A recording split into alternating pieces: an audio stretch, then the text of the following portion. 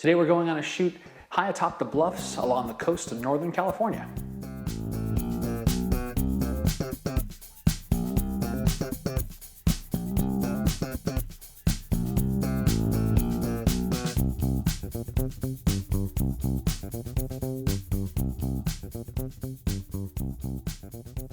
Hi everybody, my name is Scott Davenport and thanks for joining me this week on In the Field. So today we're in Northern California, several hundred miles from my normal haunt of San Diego. Had some travel and took the opportunity to get down to the coastline there and shoot in an area called Panther Beach. It's a little north of Santa Cruz.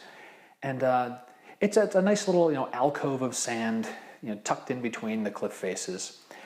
The beach itself is relatively accessible and there's even a natural archway you can walk through. But this time I chose to stay up on the bluffs so that I could shoot upwards, north along the coast or south along the coast. And staying up high gave me some different opportunities, some more choices. So let me show you where this is on the maps, and then we'll get some footage from the shoot. Here's the San Francisco Bay Area, and to the south of San Francisco is Santa Cruz on the Monterey Bay. And zooming in here, between the town of Davenport up here and Santa Cruz is Panther Beach. It's along this stretch of coast here. And for the sunrise and sunset, we can see that it's largely coming in from the west. And so cliffs that are facing west and a little northerly are getting lit, and things that are facing south and east are in shadow. Flipping over to the 3D view here, we get down into this little stretch of Route 1 between Santa Cruz and Davenport, and we can see right over here. So this is Panther Beach, and there's this really nice outcropping that comes out and bisects this patch of sand. There is actually a bridge that the rock makes, so there's a cut underneath. And let's see if we can get a little bit of 3D action here. So I'm walking around on this area here, going all the way out to this peak and coming back, and just deciding which way to shoot. Am I going to shoot north and catch some of these rock faces, or am I going to shoot to the south and catch some of these rock faces? So let's go out to the scene and I'll show you what I saw there. I'm standing above Panther Beach just north of Santa Cruz, California. And instead of going down to the beach, I decided to stay up on the bluffs today for one main reason: for options. So this is facing north and the sun is going to set to camera left. I'm going to pan around and show you to the south. Here we go. And to the south, I've got another option here, a longer beach, less rocks, but more sand. I'm going to see what the light does, and staying up on the bluff here, I've got choices.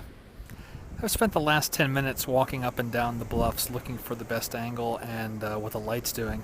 And I think I am going to go with the southern shot for sunset. And then I'm going to turn back to the north for another interesting shot, which I'll show you here in just a moment. So once the sun goes down, I'm going to turn back north, and there's this small cross marking what I assume is someone who fell off the cliffs at some point, which is very sad. But it does make for an interesting story with the shot. The cross, the waves in the background, and what will probably be not so much of an orange sky, but maybe a bluish gray based on that fog layer out there. I struggled to get a good composition shooting north. There wasn't a lot of room to work with. You can walk right up to the edge of these cliffs, but they take you out over the, not quite over the ocean, but to the edge of the beach. And so then the positioning of the camera, you lose some of the beach and some of the foreground. Wandering back away from the edges of the cliffs, there's too much distracting cliff face in the way, and I just couldn't get something I was happy with. So I ended up shooting to the south for sunset. And the best colors, I think, were before the sun really went down. There was a heavy marine layer and that bank of fog that sits 40 to 50 miles off the coast. So that swallowed up the sun a little earlier and dulled the colors on the cliff faces.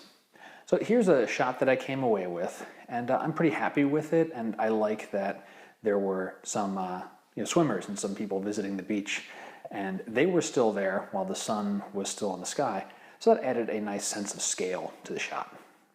One other thing that did too while shooting is I took lots of frames with the same camera position. And once I'd gotten a good base image I was happy with, I kept my eyes on the water and how it hit certain rocks, and then took shots of a certain splash over a rock in the foreground, a certain splash over a rock in the midground, thinking in terms of post-processing about the possibility of blending some of these together to create something that's a little more dynamic seascape. And a little teaser, we'll see some of that on the in post episode coming later.